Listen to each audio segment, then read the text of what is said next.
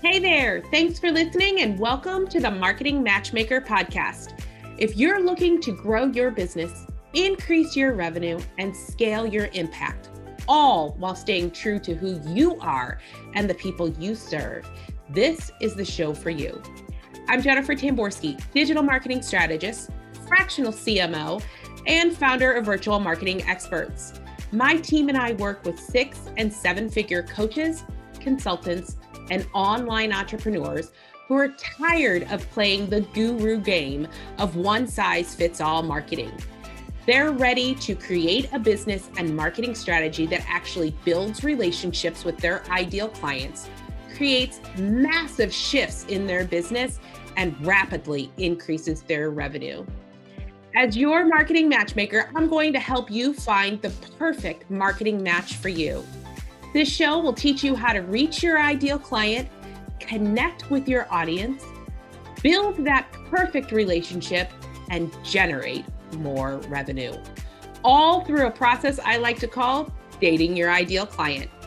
Now let's go have some fun. Welcome back, everybody, to the Marketing Matchmaker. I am super excited about today's episode. I know a couple episodes ago, I was talking to you about paid traffic versus organic traffic and the difference between the two. And obviously, as someone who does paid traffic for a living, I kind of lean that way. However, I completely think that organic traffic is incredibly important to your business. So I wanted to bring on Janice. Janice is all about relationships, which as the marketing matchmaker, that is the key to whether you're doing it organically or through paid traffic. She's first and foremost is her family is, she's very proud of her 2 daughters and appreciates the support of her husband through all that she does. Having an innate curiosity, she has leveraged that into business relationships and teaches others how to do the same. Connecting people is a skill that Janice uses when needed and only when she feels that it will be managed most professionally, as she holds that her relationships very dearly. Her passion is working with people who want to build their relationships through relationship marketing and networking, and she does this using online and offline strategies. We're going to talk a little bit about LinkedIn today because LinkedIn is a huge part of Janice's business. She believes anyone in business who is looking for a new position needs to have a professional presence on LinkedIn, which means having a profile and being powerfully able to utilize the platform to attract new clients, new referral partners, or being found by recruiters. Staying connected and nurturing relationships comes next, and Janice shows her clients how to implement a tangible touch follow-up system with clients, prospects, and associates to stay in front of them while at the same time celebrating and appreciating them on a consistent basis. I love LinkedIn, and I know a lot of people don't use it as effectively as they should. So I really wanted to have Janice on the program so we could kind of talk about that and how it can tie into my concept of dating your ideal client, which is all about building relationships. Welcome to the show, Janice. I am so excited to have you here. My pleasure. Thank you for inviting me. I love that. Dating your ideal client. Yeah. I like to look at marketing in the terms of relationships, just like you.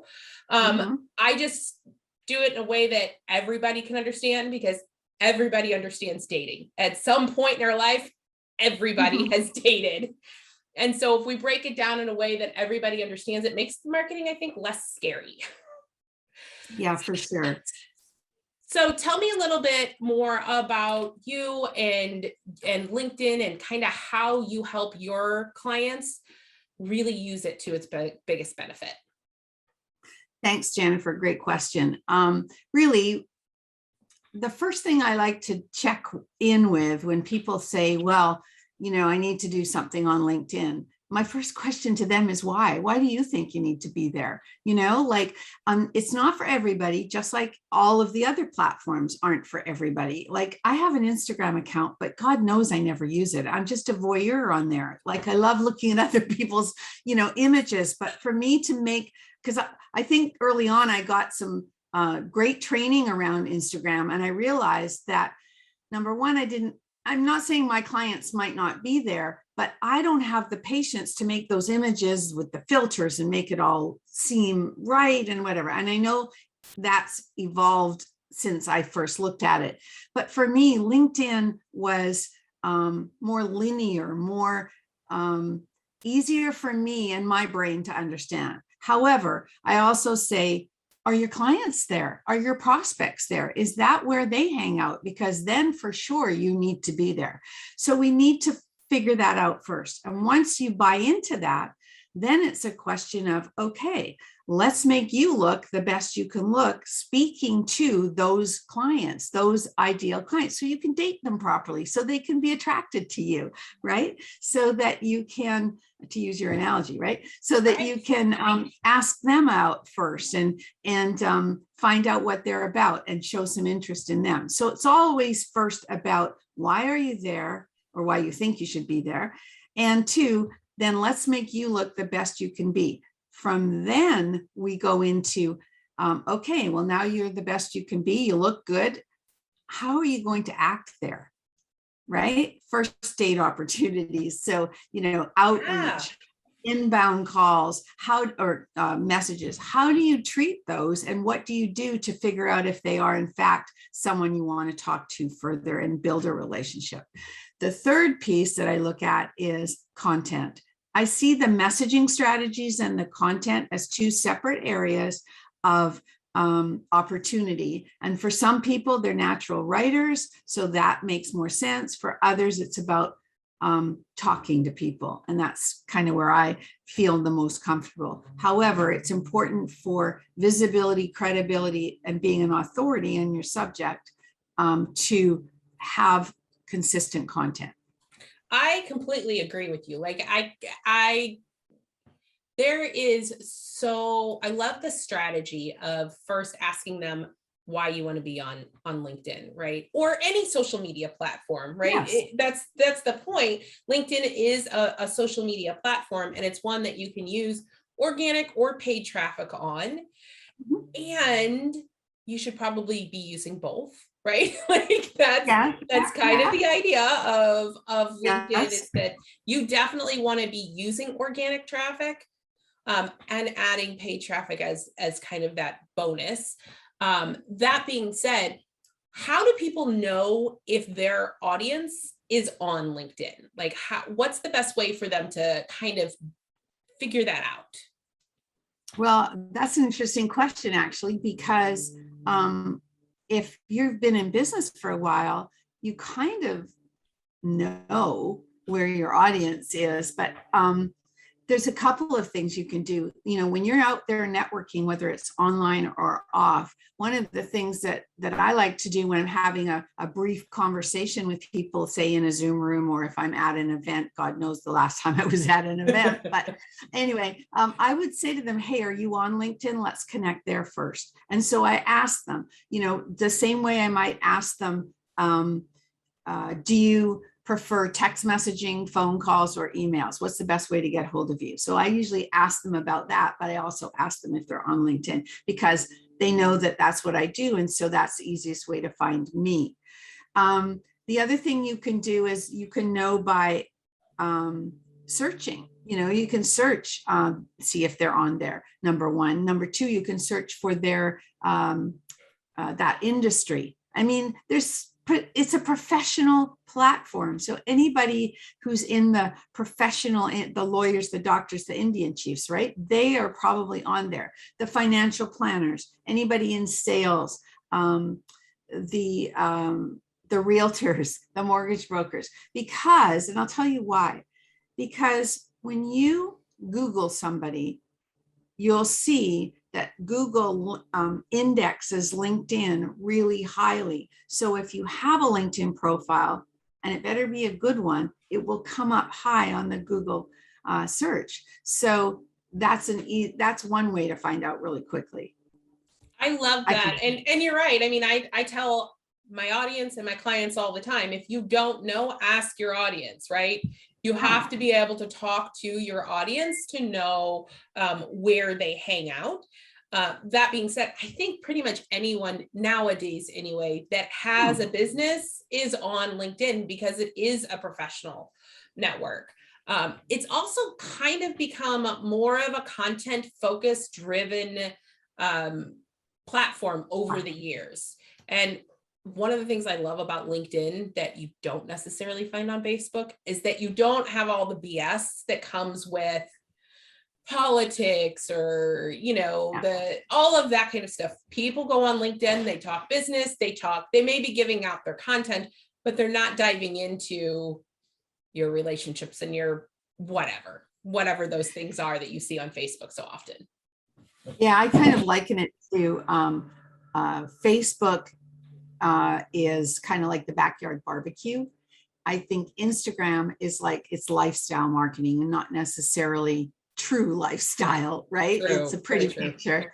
And Twitter is like, I'm going to age myself, but Cheers, when people drop by Sam's bar at the end of the day, but it's also now fully political, right? So absolutely. I don't even go there. And then LinkedIn is like the cocktail party, the gala event, the formal wedding. It's just a little bit more up, I kind of, right. And so, and you can get to the heart of a business conversation much faster than you can on say Facebook. Yeah, I love that comparison because for two reasons. One, the people on LinkedIn tend to have a higher income, right? They're the earners and the spenders, as opposed to Facebook, where sometimes you get a lot of people looking for that free content because that's absolutely not that's the only people on Facebook. And LinkedIn can absolutely be another platform where you can find that audience. So the audience the members on LinkedIn are skewed just over 50% male, female, is pretty close. And the socioeconomic level is higher, you're right. And the decision makers are there. Yeah. So it's faster people are faster at making a decision. Let's do this, instead of on Facebook, like you said, they want the free checklist first, and then they want to ask 14 people, and then they're not really sure they want to spend that money. So it's different. It's just a different feel, totally. It is. It's one of the things that I love about LinkedIn is the amount of good content that's on there right now. So let's talk about that for a second, if you don't mind, because I want to just say that there is a lot of content on there. And yet LinkedIn has not made that. They keep changing things. They're always changing things, but they never tell you until it happens. And then all of a sudden you can't find something. So one of the things that used to be really strong on LinkedIn was what they called Pulse, which was how you write your articles on LinkedIn, which you can still do. Okay. So anything over it used to be 1,300 characters, but I think it's more now.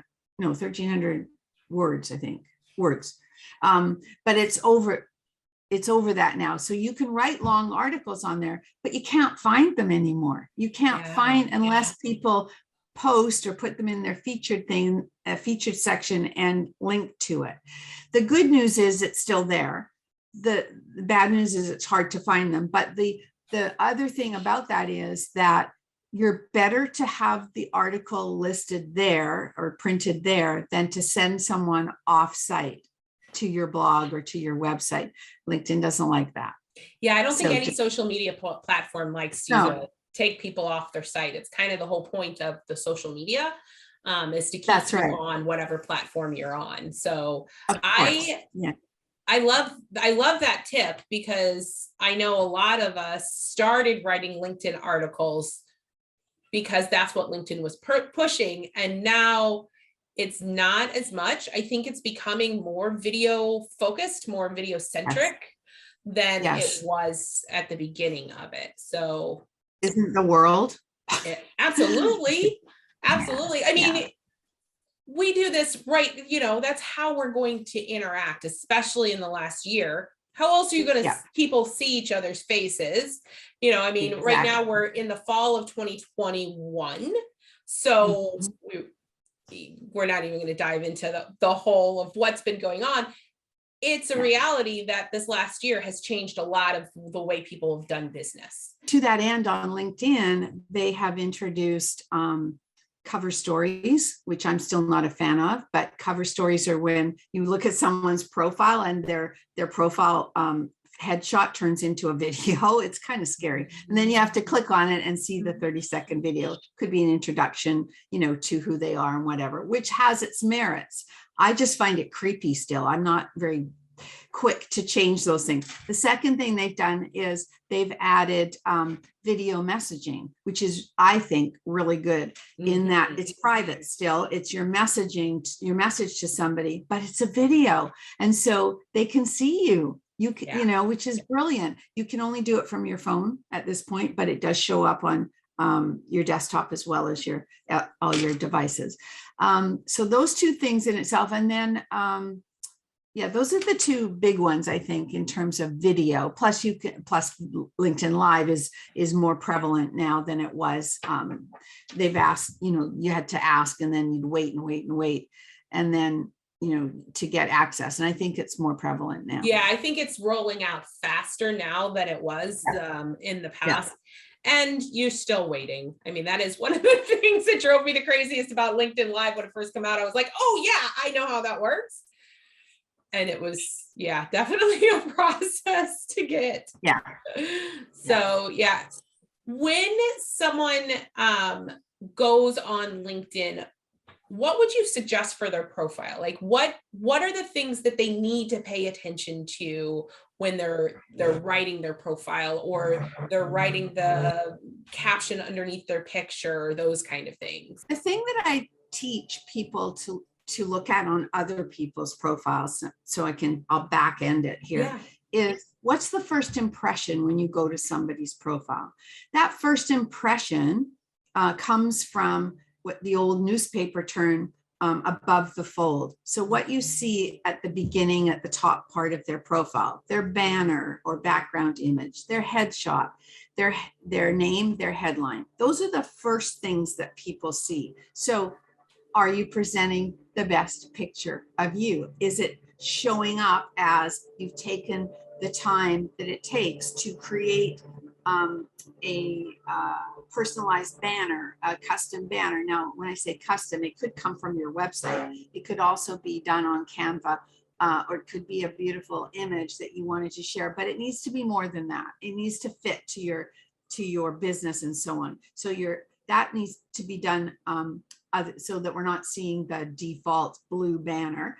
Your headshot needs to be professional. I don't care what business you're in. It needs to be professional as much as possible. No selfies, no logos, okay? No pictures of you with your child or your dog or your cat. It needs to be a business headshot.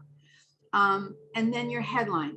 Now, there is a new feature in LinkedIn called creator mode, and a lot of people are changing things that affects not your headline, but the piece directly under it and the invitation, whether it's to connect with me or follow, but that's another story. So we'll just talk about this for the moment. And their headline needs to, for your benefit, have keywords that people will search on LinkedIn to find you. So you're a marketer. It's not so much that it's marketing, but you're a marketer. So digital marketer,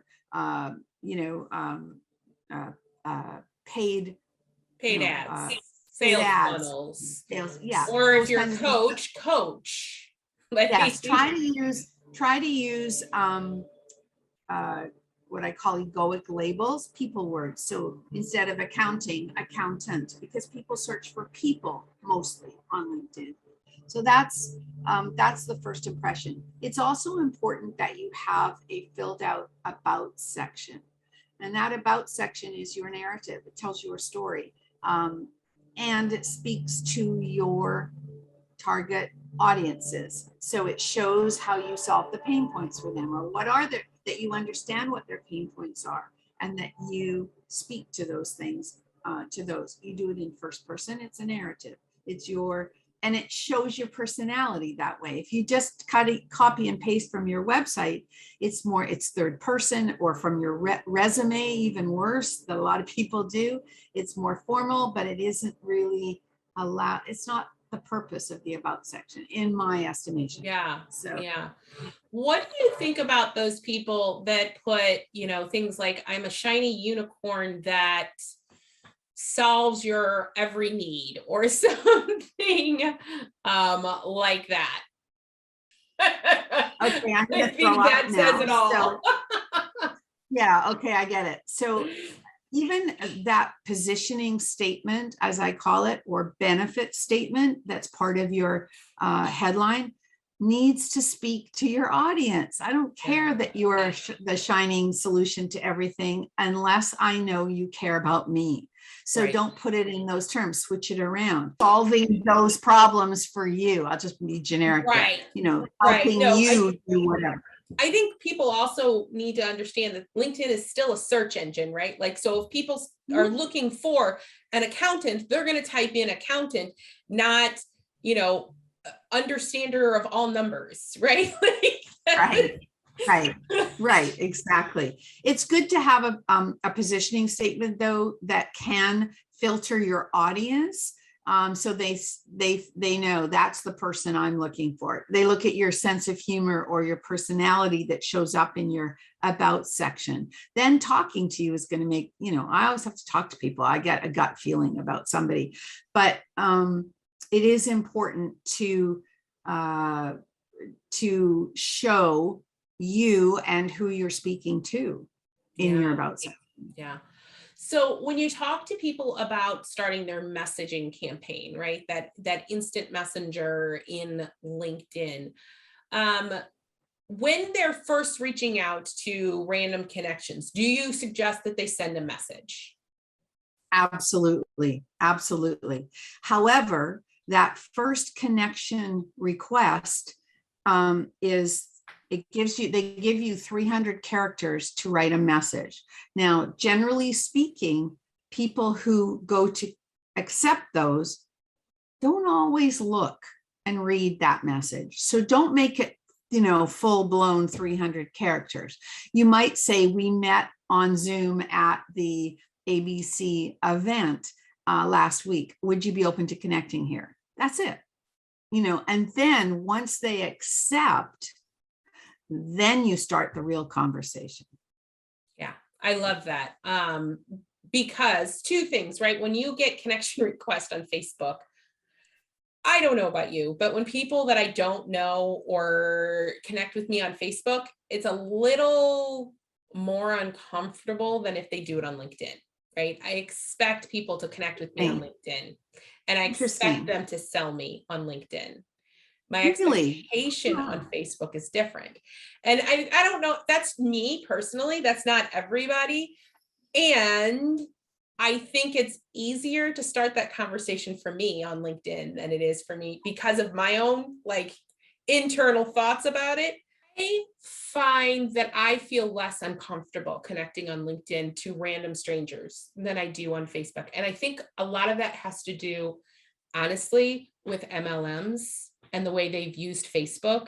So people that connected with you on Facebook through Messenger were always selling you something, where Facebook was supposed to be a personal platform. And to me, LinkedIn is a business platform, right? And I look at it as such. A lot of MLM people have come over from Facebook because Facebook wasn't working. So now they're coming over to LinkedIn. And I have to say, I'm an MLM believer. I love network marketing. I have a network marketing component to my business. And those people give it a bad name. Okay. Yes, so, absolutely. Right? So, I love MLMs. I have absolutely, I'm fully supportive of them. And there were some people that were taught really bad marketing. They weren't taught anything, and right. And so they think they have to throw up all over everybody and tell them about, it's funny. I got a Facebook message 2 days ago from someone that I met, and we are connected, but I haven't really had a conversation with her pass anything for a couple of years. So she's reconnected with me. And in the next breath, she's telling me that she wants to send me some samples for her new business. And I'm like, really, do you really want to reconnect with me, or are you just trying to sell me? Mm-hmm. So I'm now the big girl, and I message back and say, it's really nice to hear from you. I am really not interested in any new products. Thank you so much. If you still want to have a conversation, I'm open to that. But I put it out there. Let's talk about that then. For those people that are out there messaging on LinkedIn, how do they start a conversation other than that initial connection? What is it that makes a conversation successful on LinkedIn? Be authentic, be interested in the other person, right? Have done your homework and actually read their profile, right? And see if there's anything on that profile that becomes a conversation starter, a rapport builder with them. And so if you are doing the outreach, okay, then when you do your searching on LinkedIn, one of the things you must look at is, are they active on LinkedIn? Because it brings up, the search brings up a lot of people, and then you start to narrow it down. And then when you start to look at the people that you think you want to connect with, well, what made you want to do that in the first place? They had a good photo, they had a good headline, they were in the location you wanted them to be in, whatever. The thing is, when you go to their profile, does it have an activity section, or have they done nothing in the last 2 years or 90 days even? Because when you reach out to them, they're not going to see it. Right. Right. So if they're active, they will pay attention. And if they then accept your connection request, now you start a conversation. Thanks for accepting my connection request. I looked at your profile and I love the fact that you are involved in, the SPCA. I'm a dog lover myself, blah, blah, blah. So I always start with something that they can relate to. And it might be the smallest thing on their profile. It might be the things that people don't look at, like, at the bottom of your profile, there's a thing called interests. Mm-hmm. And if you click all there, you'll see that it breaks it down into who are the influencers you follow, who are the schools you follow, who are the groups that you're in. And I think there's one other companies. And so if I see that somebody follows Sarah Blakely, because I love Sarah Blakely, mm-hmm. I will start a conversation about that. Because anyone who likes the people that you like must be a like-minded person. Right. So that is a huge tip. Yeah, I think so, actually. And you got that one from me for free. So there you go. No, it really is, because I think that's one thing that people struggle with when it comes to organic marketing, is creating that true, authentic relationships, especially when they're doing the reach out, right? We both know in marketing, you have time or you have money that you can invest. And if you don't have money, then you get to invest time. Right. And creating relationships take time. So really looking at the best ways to go about doing that, and those little bitty things is important. Yeah, I think it's really important to make it about them, to show that you've paid attention.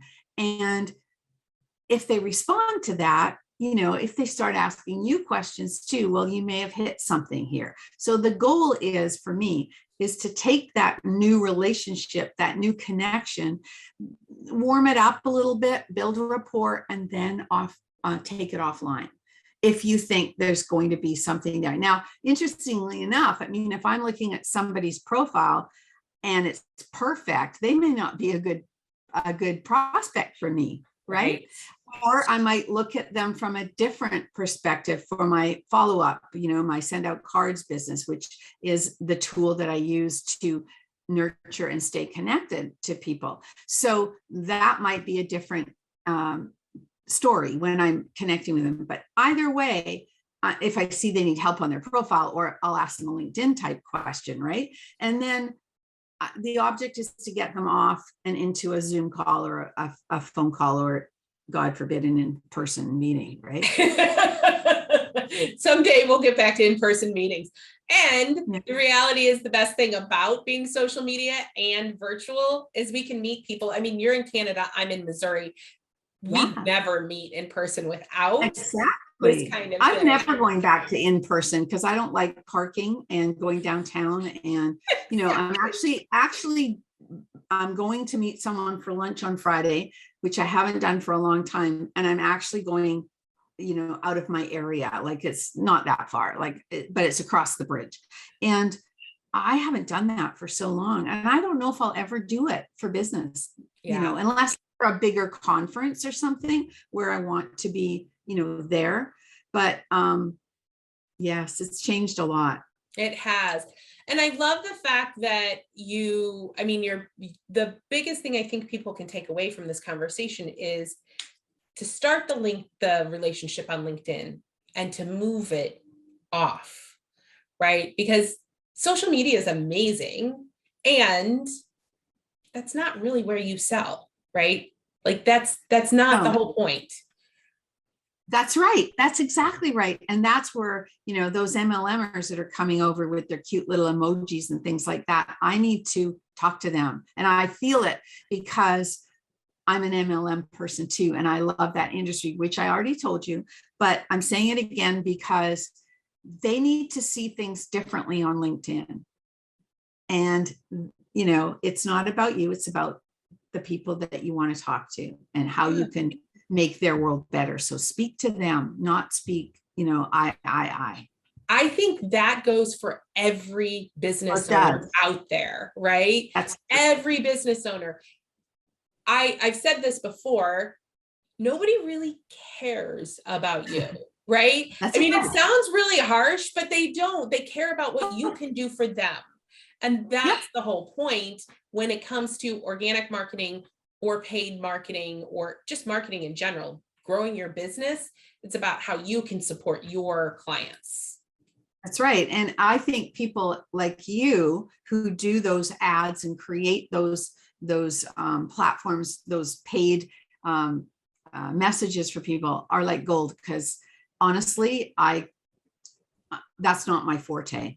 My forte is talking to people and showing them the power and the value of actually having a conversation that centers on the other person and makes them feel like gold, and moving that conversation into a relationship. That's my unique thing. That's what I love to do. In putting the right words in the ad that will draw people to it, that's not my thing. Well, I think that the theory behind both are the same, right? It's about making that connection and pulling them off of the social media platform.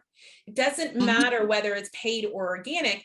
However, if you're first starting your business, like if you're just getting your business up and running, doing organic kind of marketing through LinkedIn or Facebook or Instagram or however you're going to do it is really super important. And it's a good way to grow and expand your business. If you do it properly, right?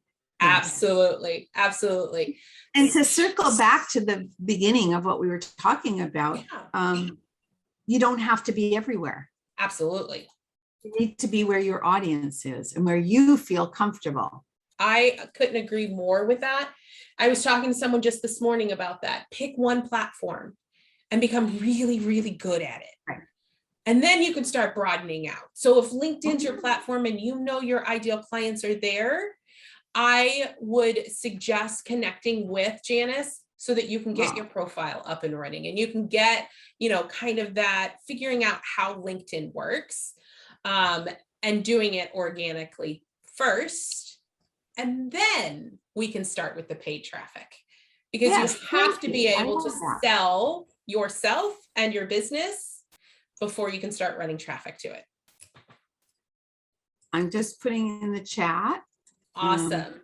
I actually have Janice's contact information in the show notes below. So if you're interested in LinkedIn and interested in that, I would connect with Janice. And Janice, do you have a last tip or a last, words of wisdoms to our audience for today? I think it goes back to being authentic and putting that best picture of you out there. And I mean best image, the whole thing, the first impression. And so start by putting that time and effort, whether you do it yourself or whether you get someone like me to help you, to build your profile so that it's effective. And then you're feeling more confident about your outreach and your message and your content strategies, because you have a good base, you look good there, everything speaks to the right people. And I did, I don't know if it's in the show notes, but I did put in the chat my calendar link. If anyone wants to reach out and have an intro conversation with me, I encourage people to message me on LinkedIn and ask to connect with me and say that they heard me on your show. And I also do have a free 16-point checklist for building your profile. If anyone's interested, they can go to my website and download that. No problem. So that's it for me. Awesome. All of that information will be in the show notes. So definitely connect with Janice on LinkedIn. I think you would be amazed at what she's able to do. And on that note, I want to circle back to the whole thing. This is all about relationships. Marketing is all about relationships. Dating your ideal client is about building that relationship, whether you're doing it from an organic perspective, or you are scaling and you've gotten to the point where you're wanting to run paid traffic to your product, service, or solution. Right. It's about creating that message that's going to connect with your ideal client and really growing that relationship. Thank you so much for joining me today, Janice. And I look forward to talking to all of you soon. Thank you. Thank you for listening to the Marketing Matchmaker podcast. If you enjoyed this episode, I would love to hear your feedback. Please head over to iTunes and leave a review so we can hear from you. And if you are a coach, consultant, or online course creator who are looking to grow your business, increase your income, and scale your impact, connect with me at yourmarketingmatchmaker.com. I look forward to hearing from you.